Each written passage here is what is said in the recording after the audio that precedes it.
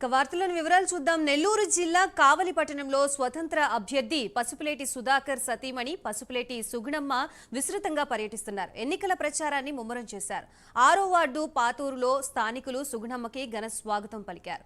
2019లో ప్రభుత్వం పట్టించుకోకపోతే పసుపులేటి సుధాకర్ తమ సొంత నిధులతో ఈ ప్రాంతంలో కాలువలు నిర్మించిన విషయాన్ని స్థానికులు సుగుణమ్మ దృష్టికి తీసుకువచ్చారు. ఈ ఎన్నికల్లో తాము ఖచ్చితంగా పసుపులేటి వెంటే నడిచి గెలిపిస్తామని హామీ ఇచ్చారు.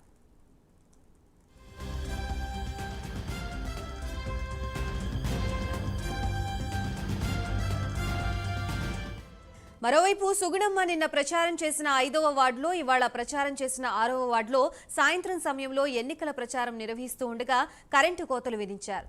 యాదృచ్ఛికంగా జరిగిందా లేక కావాలనే కరెంటు తీసేస్తున్నారా అని సుగుణమ్మ అధికారుల్ని ప్రశ్నించారు. కరెంటు సరఫరాలో సమస్యలు, ఆటంకాలు వస్తే కనీసం ఓ గంటలోపు పునరుద్ధరించాల్సిన విద్యుత్ శాఖ తమ ప్రచారం పూర్తయ్యేంత వరకు ఎందుకు కరెంటు ఇవ్వడం లేదని నిలదీశారు. ఎన్నికల్లో తాము గెలుస్తున్నామనే భయంతో కావాలనే ఇలాంటి పనులు చేస్తున్నారని ఆమె మండిపడ్డారు.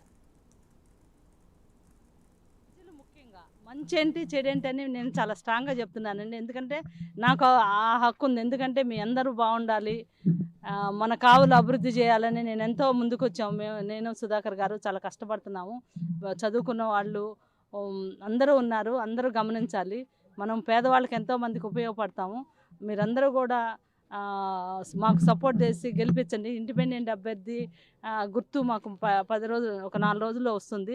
ఇంటింటికి గుర్తు తెస్తారు. మమ్మల్ని గెలిపించి కావలి అభివృద్ధిలోకి మీరందరూ పాల్పంచు. మీరు మాకు ఈ పని చేసి పెట్టండి అంటే తెల్లారి నుంచి మేము పని మొదలుపెట్టి లక్షలు వెచ్చించి అప్పుడే మేము పని చేసాము. అందుకని ప్రజలు మమ్మల్ని నమ్ముతారు, చెప్పేవాళ్ళు నమ్మక్కర్లేదు. ఎందుకంటే చెప్పేవాళ్ళు మమ్మల్ని మా మీద బురద చల్లటానికే ఉన్నారు.